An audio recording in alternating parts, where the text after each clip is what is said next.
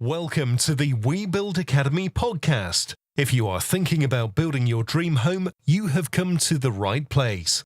We try to demystify the home building process to help you to build your dream home. Now introducing your host, Ryan Watt. Hi, welcome to We Build Academy podcast. This week we're going to be talking to Ben Adam Smith.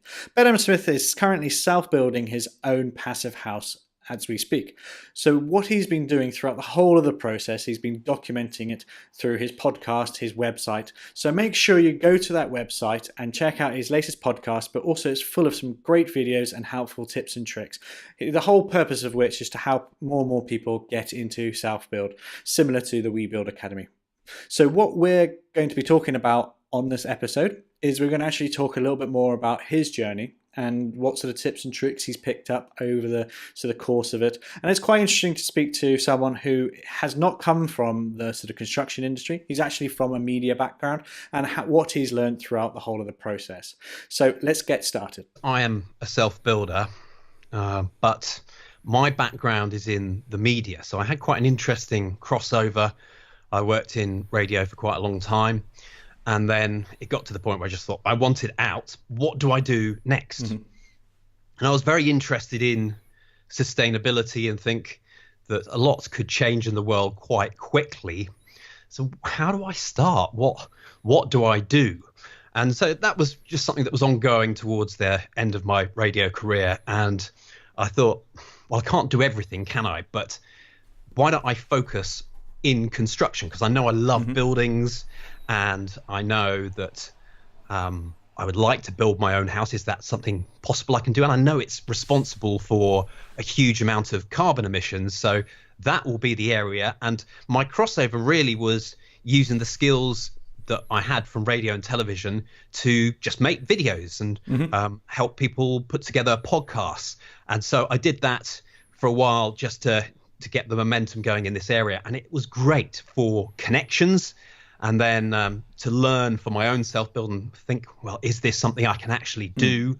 I then started interviewing people and put together a podcast where I'm sure much like yourself, you're interviewing a self-builder today, but it might be a green building expert. What can I learn from them that I can then plow into my own project? And this, well, it went on for a number of years. I'm over 200 episodes now, but I set myself this challenge, perhaps foolishly, that I wanted to build an energy efficient home before I turned 40 in August 2016.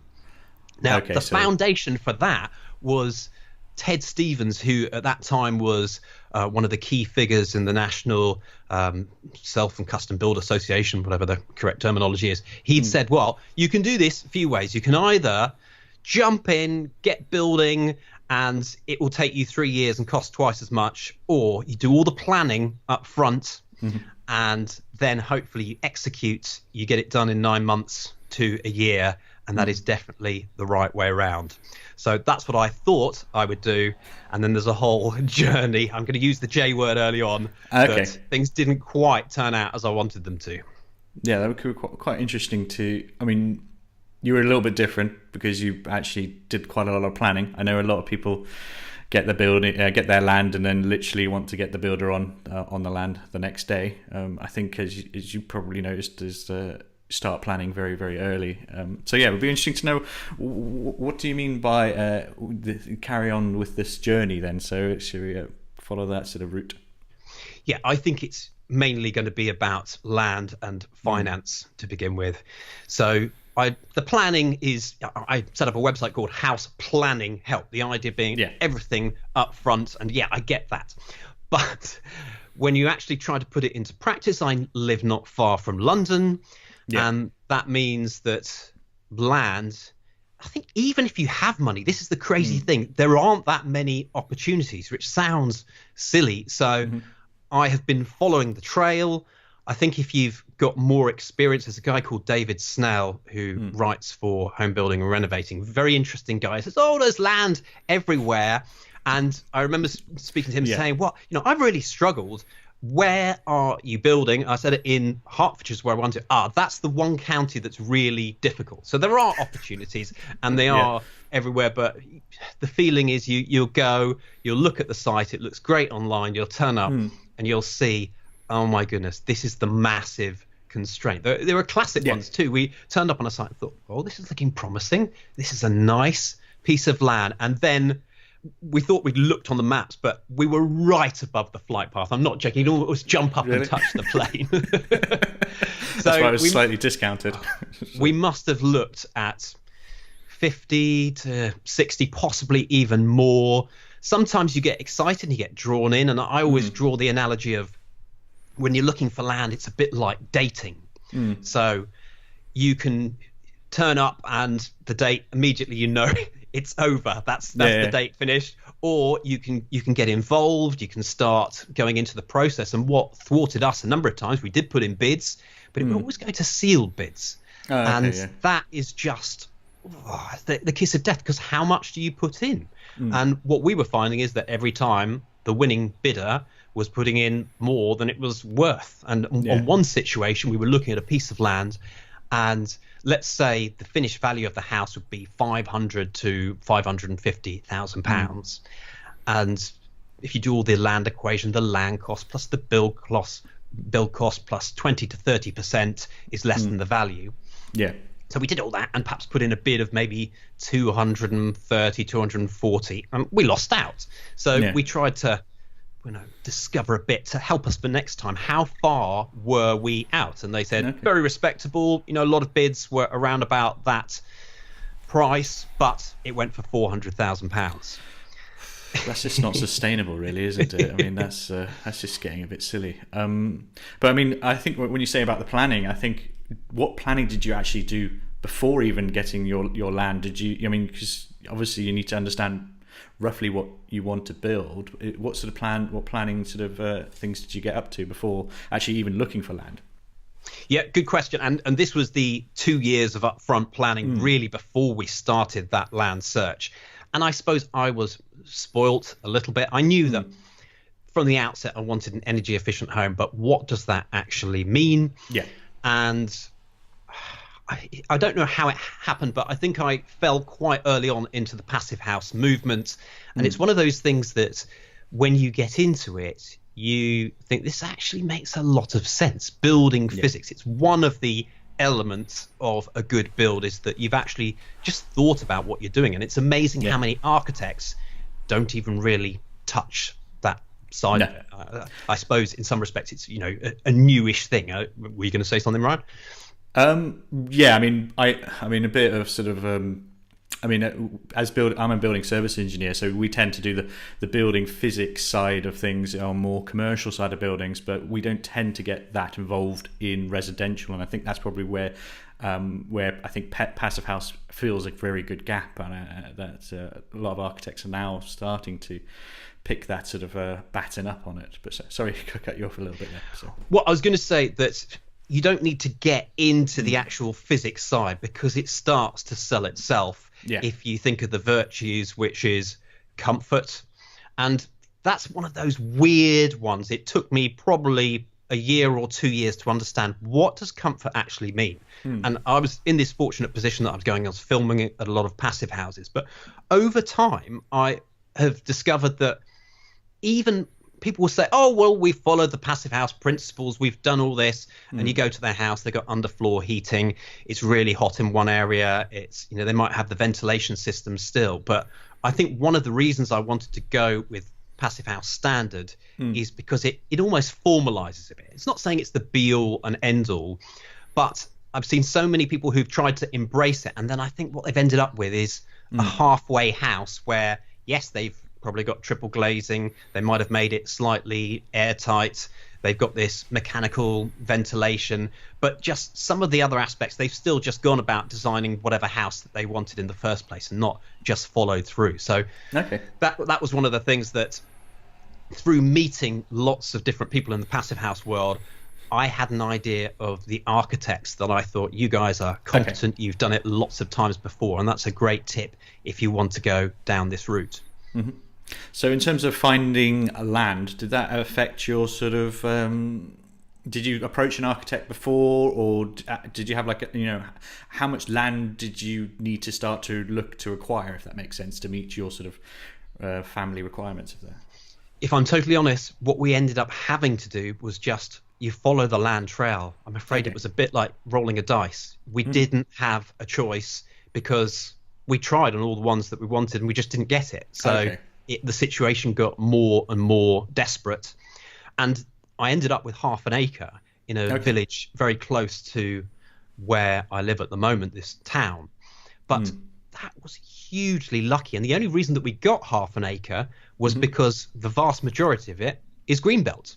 And it gets even weirder than that, that actually when we were going to go to this village, I thought, hold on a second, I know that some of my ancestors about 100 years ago, they were farmers in this area. And it turns out we're moving back onto old family land. How's that? And we can actually, and I didn't even remember this at the time, but one of our family members had built a house. Remember that?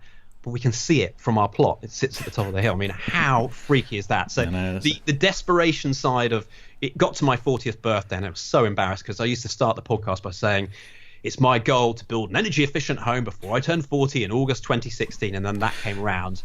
And all I'd really done was, it was just, well, in some respects, pie in the sky, but in other respects, I'd actually done a lot so that when we bought the land, we could get moving very quickly. So once you've got bought your land, you got on board. So then you obviously had a very good idea what the building was going to be like. So you started to develop a design team on the back of that, or did you have it before, or is it literally as soon as you got it, you had the designs started to be drawn up straight away, or was there a bit of a gap? We had a brief of sorts, but it needed to be formalized a little bit more. And immediately I thought, well, I know exactly the three architects that I want on our shortlist. We'll discuss, we'll look at prices, all of those sorts of things. And then I just went with my gut feeling.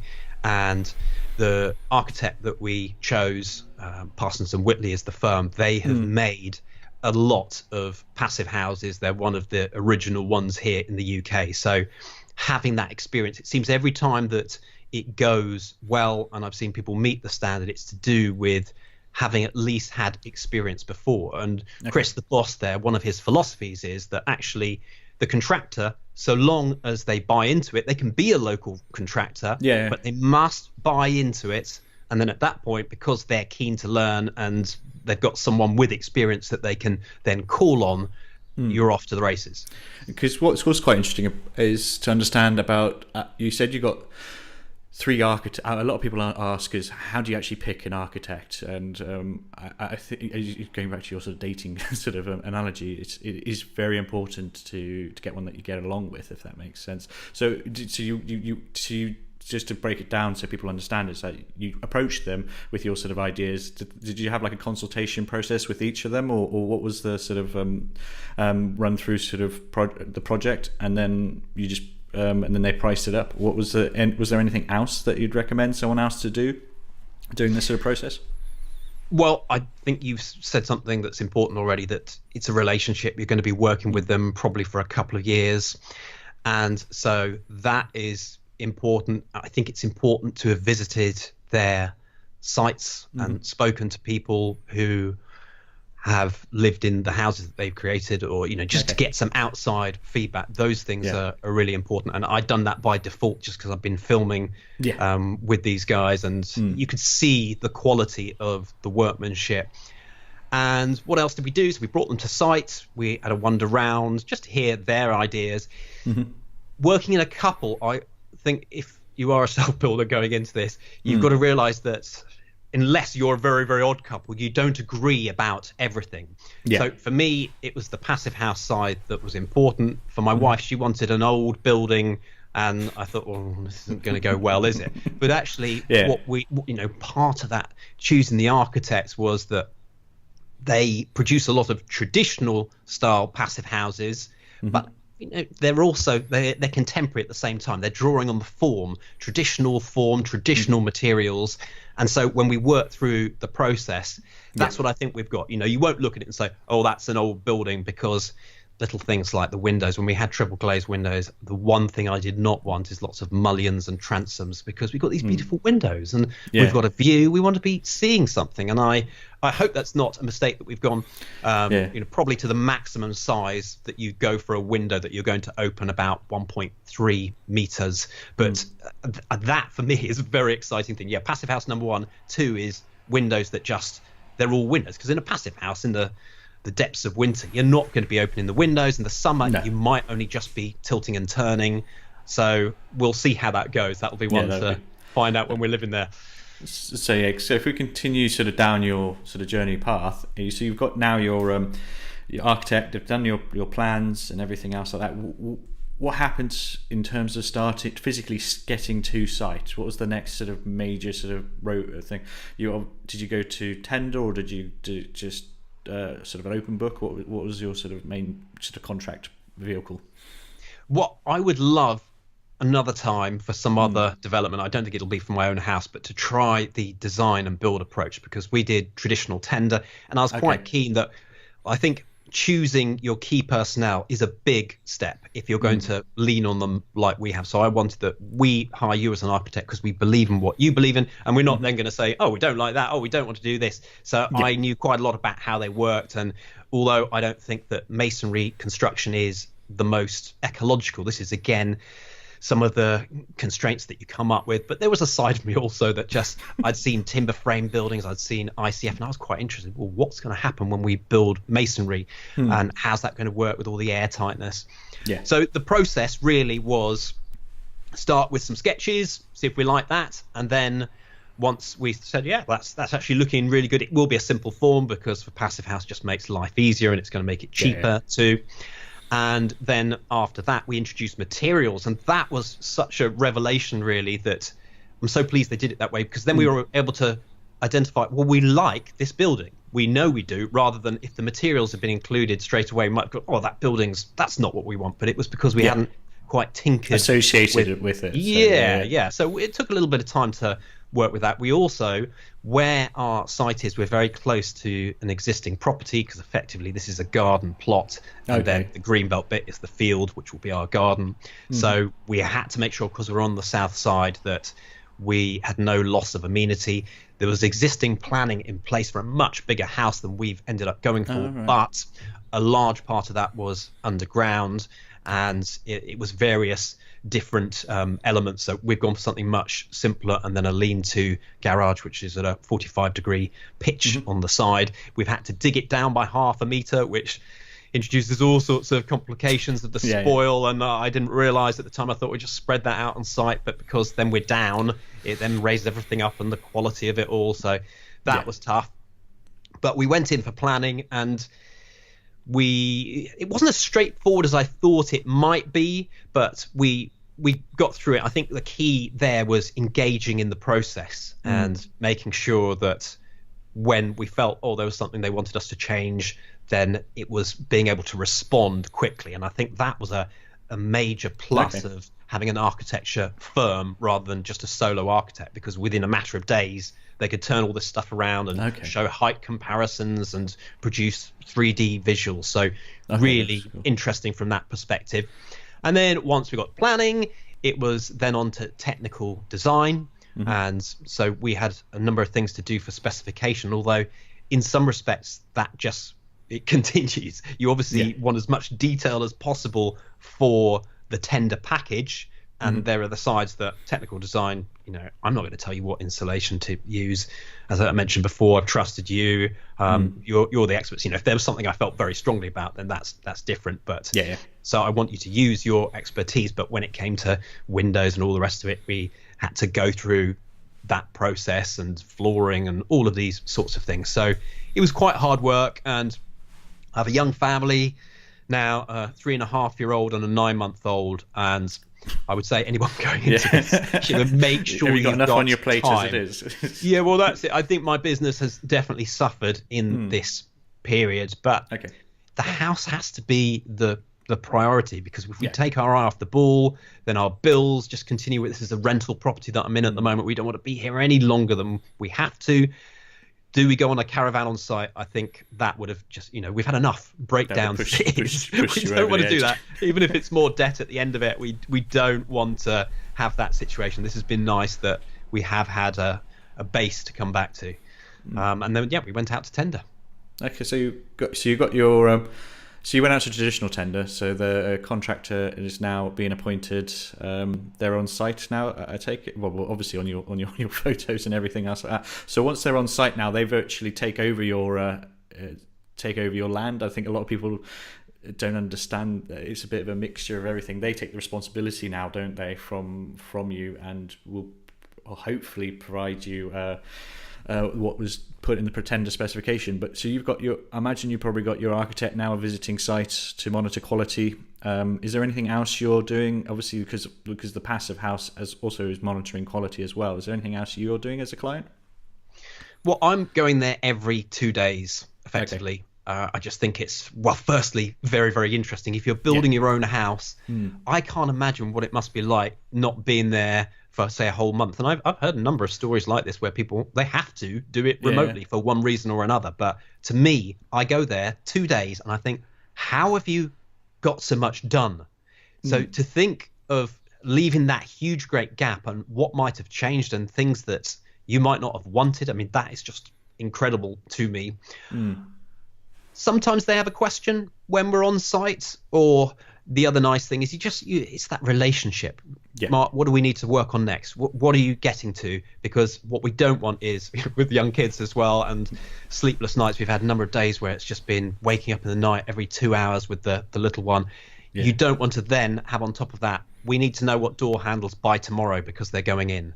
So we're trying to work ahead of the curve. We have, saying that, we've actually specified a lot of these things already, but it's amazing how there are still certain things we specified, say, for example, a dishwasher, but is that the dishwasher that we actually want? It's because we had to do everything. So at least get a price in there that's going to be close to what we want, because we want a AAA rated and all of these things. But then you've got to do your extra layer of research on top of that. So I mean, that's the thing is because there's 2 stages. By the sounds of it, your team is doing the fit out as well. I imagine that's probably a built-in dishwasher. It's just those sort of, when you first do your tender, you pretty much put things in the budget, and then you make sure that you don't forget that you actually need to make those decisions as early as possible, so you don't hold anybody up. So in terms of sort of program and stuff like that, is you all on program now, or is it have you had any sort of found any sort of lessons you've learned through that sort of the current? I know you're pretty much about halfway through, aren't you, roughly? But is there any sort of lessons you've learned through that process?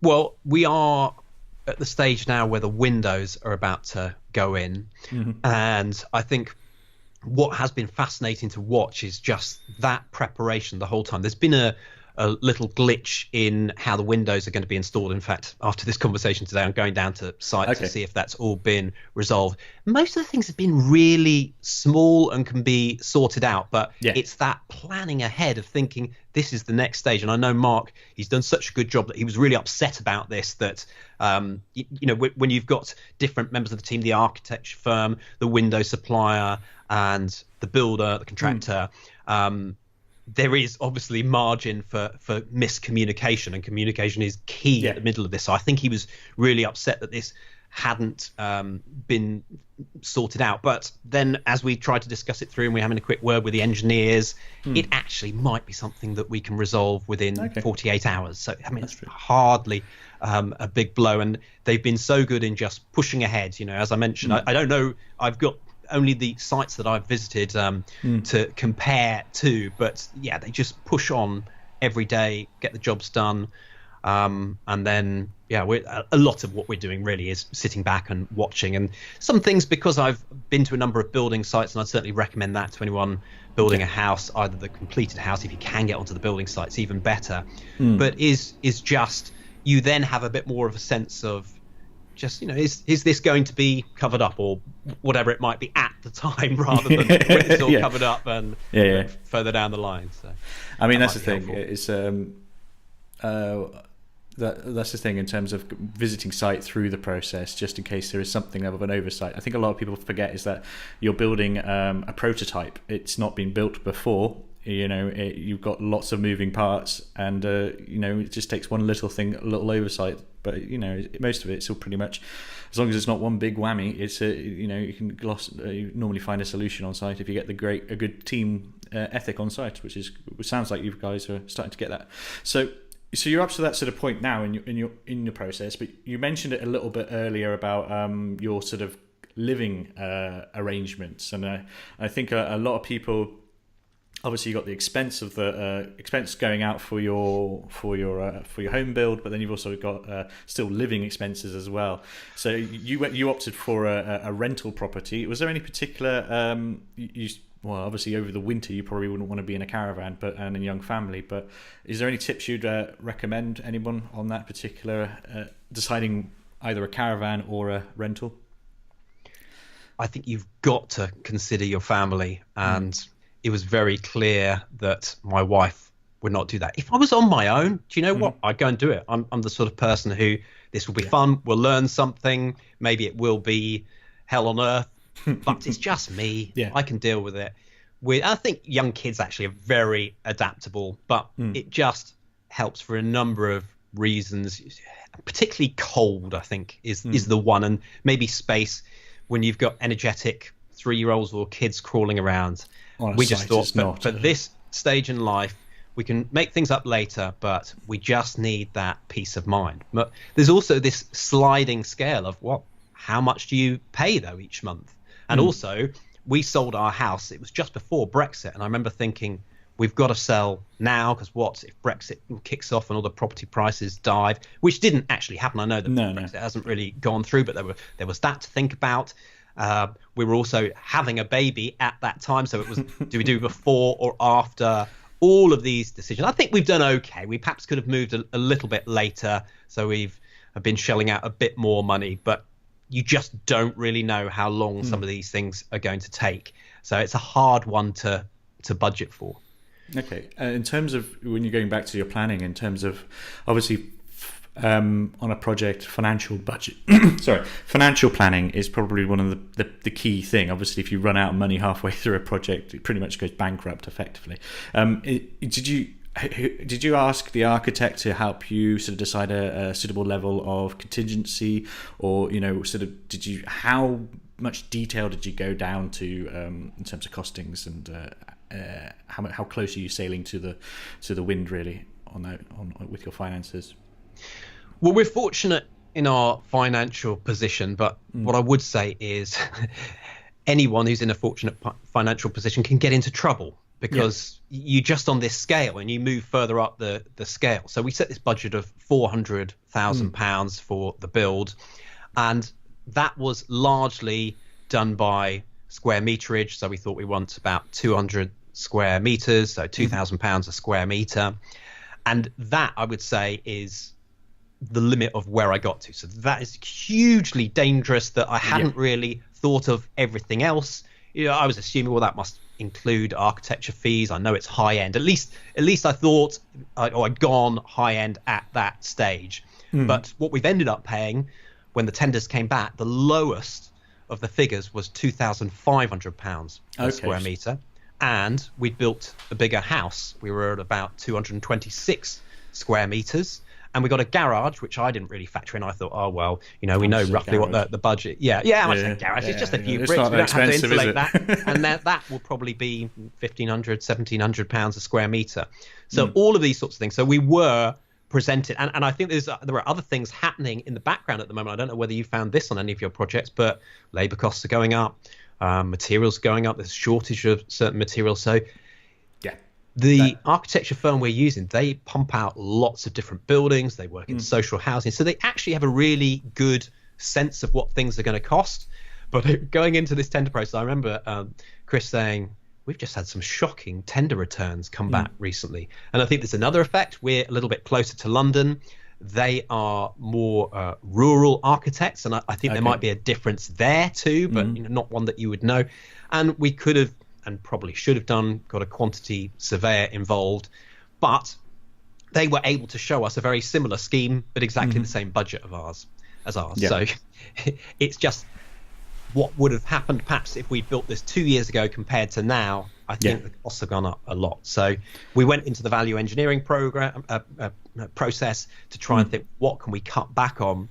And it was tough, but we had the luxury of thinking, okay, we don't want to do this, but we have got other investments that we can dispose of. What I really don't want to do is have got this far, and I think this is probably a sort of dangerous thing that any self-builder shouldn't do this, but you think, well, I don't want to get this far and then have to make all these compromises because the building, you've got 9/10 of the way, and then you've got to just make these compromises that you'll always look at, which I think actually is what you have to do. And I was upset too because we'd gone with a simple form, so it wasn't as if we'd created this stupid building that was going to cost us a lot of money. It's a box with just a couple of architectural details. I think there was maybe a bit too much comfort in the fact, £2,000 a square metre, that's high end. So now we can have everything high end. So certainly as clients, we were guilty for inside, perhaps materials, fixtures and fittings, going for nice stuff without really thinking about it. So there are lots of lessons in there. But I would say to anyone, don't forget, this is why people run out of money when the house is built and they can't afford to landscape it. But there are other things like that. Landscaping, furniture. If you're having a new house, does your old furniture really fit in there? I know we'll probably have to put up with it for a while, but we've got a specification of the furniture that we'd like that would sort of match in with the new house. And then you've got things like we've got an induction hob. So that means actually I can't use any of my old pots and pans for the cooking. It just goes on and on. And I think it's taken the process for me to understand all of these things. And I've had a number of conversations just trying to work out. I'm not a budget specialist, and that is an excellent skill to bring to the table. If you are, the projects that hit budget are normally people who've done this in might be a completely separate career, but they get, this is the pot of money for this section because it's also tempting. Well, let's just spend a bit more here and we can take that off the rest. It's very interesting if you actually speak to QSs about it in terms of how a cost of a project sort of changes through the build process.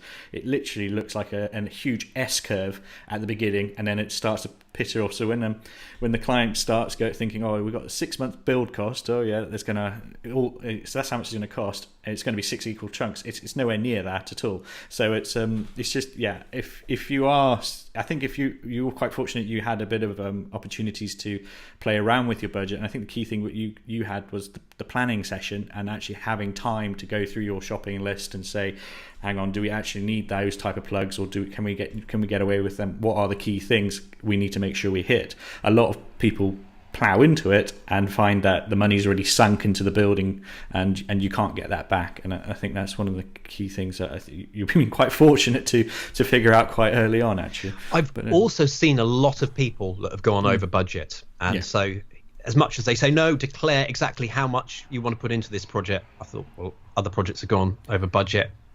Is ours going to stick on budget?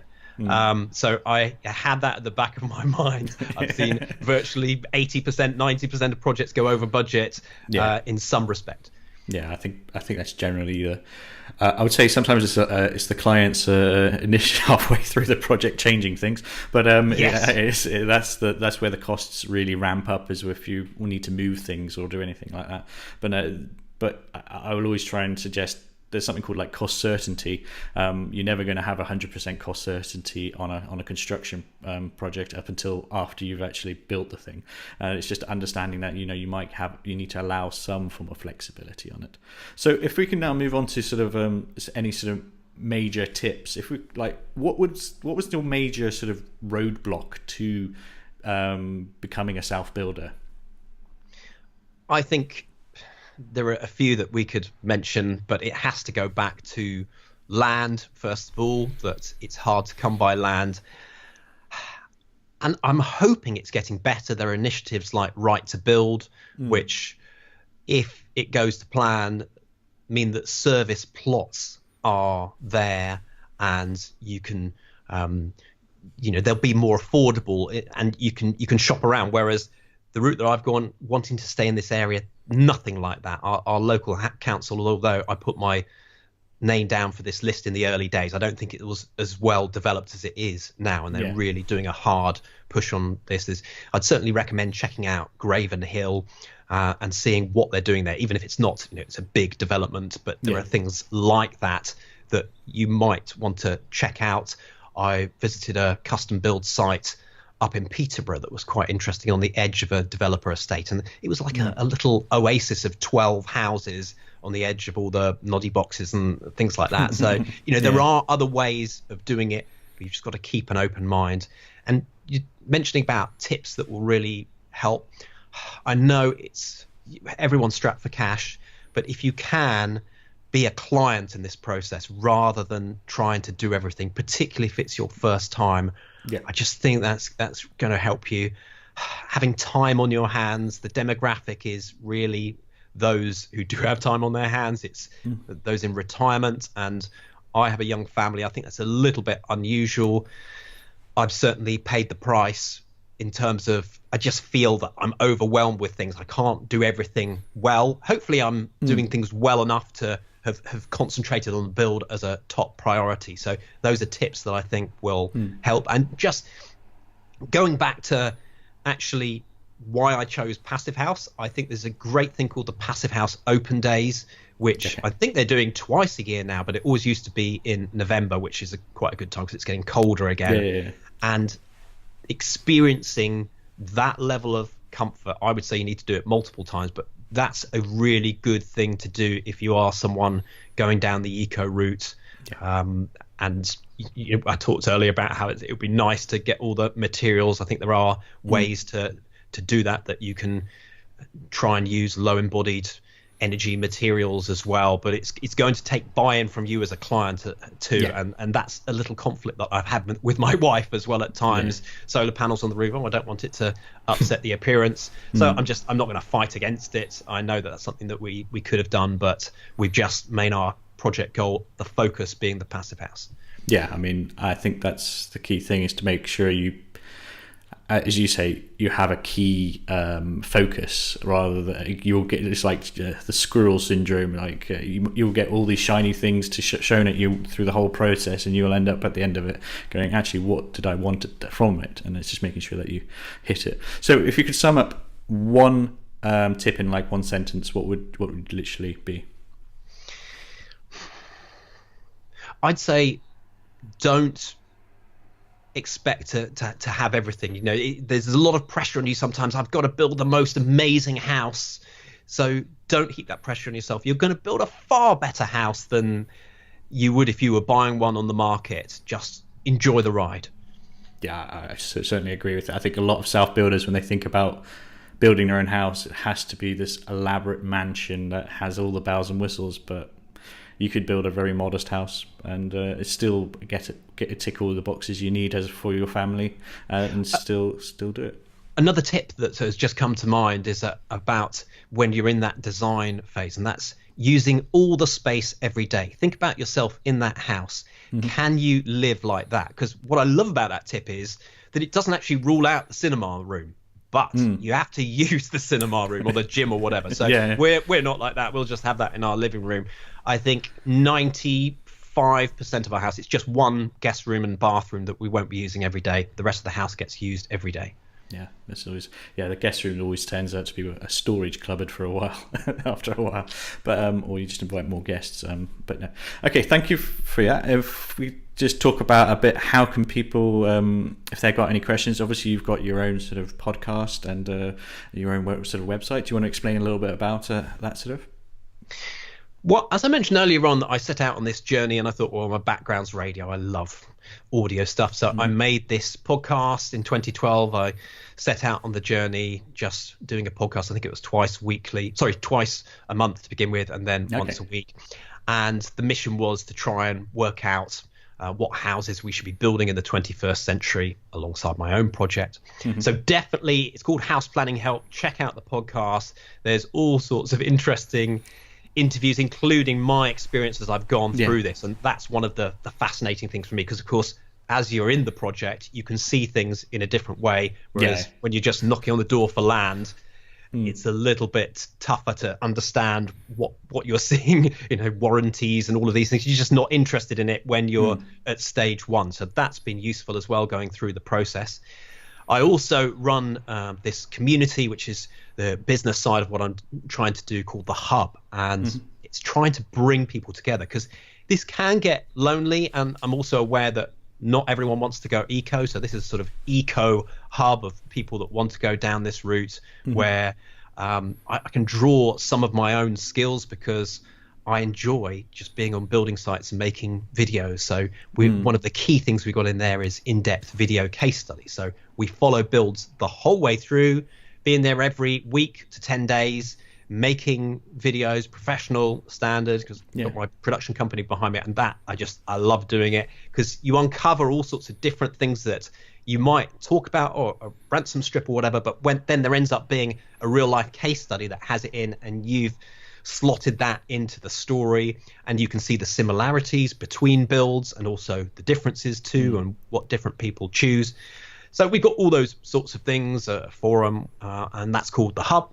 And then the final thing that I'd just like to mention is I love using Twitter. That's probably the best way to get in touch with me. So at Ben Adam Smith, come and have a chat online.